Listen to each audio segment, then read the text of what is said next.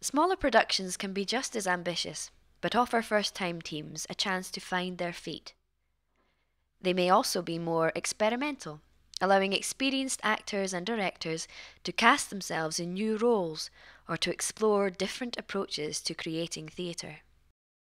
I mean, there's so much room to experiment, and like the whole, I don't know, the whole atmosphere in Bedlam is a place where, you know, you can be creative and try different stuff, and there's no one judging you. The reason I chose Talking Heads is because I love Alan Bennett, and it's one of my favourite pieces of theatre, and working with monologues we thought would be kind of an easy way to use the different spaces of the theatre. One here in the cafe, that was me, one in the dressing room, and one in the stage cupboard. They're uncomfortable, it was dark, they had to watch this monologue for 15 minutes, and also it's just really difficult to watch, so that worked really well in there. I think the drama and the interest of the play really is brought out by putting it into the round, and doesn't need that extra setting. And so yeah, I think I'm really excited about it. It's made a lot of problems with kind of blocking, and it's made because the script has a lot of stage directions, but we're ignoring all of them. Yeah, we cut the audience capacity down quite a lot to about 30 or 40, put seats on stage rather than using the auditorium, which made it a lot more intimate, I think, and really put the action in your face. It's inspired me just because it just makes you aware of what you're capable of. I think that's essentially what it's about. No one's gonna like look down on you for trying something crazy. Every week, there are performances from Bedlam's resident improvised comedy troupe, The Improverts.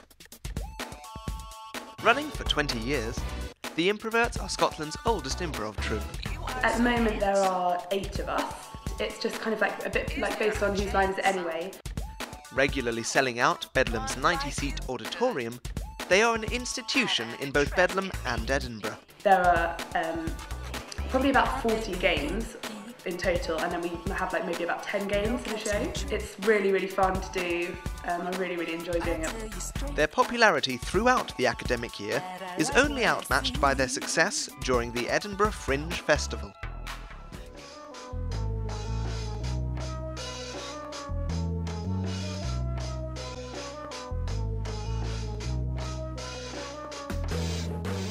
Throughout August, Bedlam is a working theatre nearly 24/7. A 19-strong team runs the building from April, when show selection begins, until the final tidy-up in early September. Being Fringe Venue Manager was the most amazing thing that I could ever do at Bedlam, I think. It was a real experience. It like taught me a lot about myself. I made a lot of mistakes.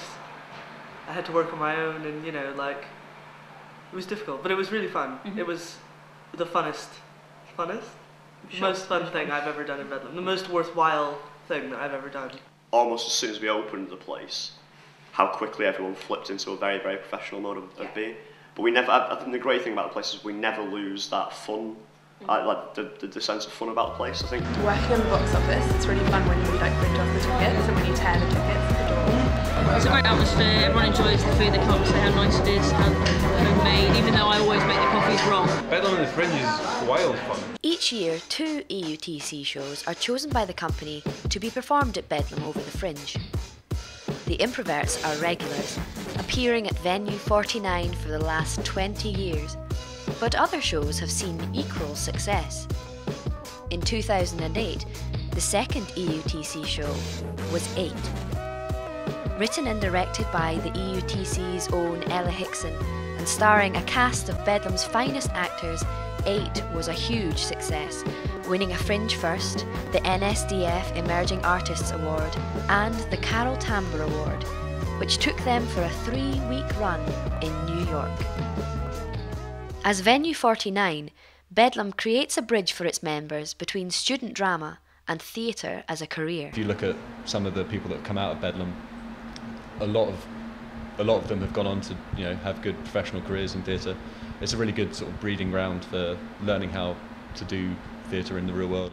And I didn't know anyone, so I thought I'd just go and do it, and I had a brilliant time. And I am now a professional actor. One way to really sell an institution like this is to look at our past record. So I would maybe point out 4 or 5 of the people who've come before us. So I think really the most important 4 words I can say are Keith from The Office. For many members, Bedlam is not just a unique facility in which to stretch their theatrical wings, but the heart of their social lives too. As it enters its 30th year in Bedlam and its 113th year as a society, the EUTC continues to go from strength to strength.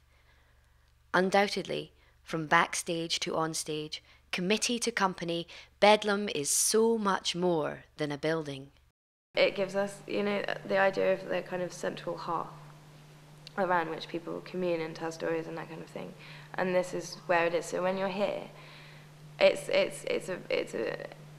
an amazing space because it's a space where anything can happen and anything does happen, and it's a place where we party and we sit and whinge about life and things, and where we drink tea, and where some people come and do their homework, and also where we do incredible theatre. It's home from home.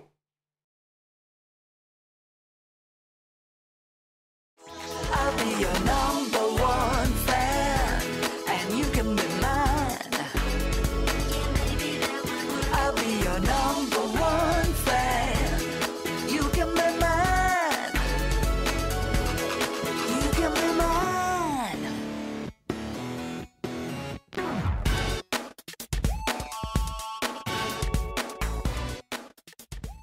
Unique because it's like Biker Grove, isn't it?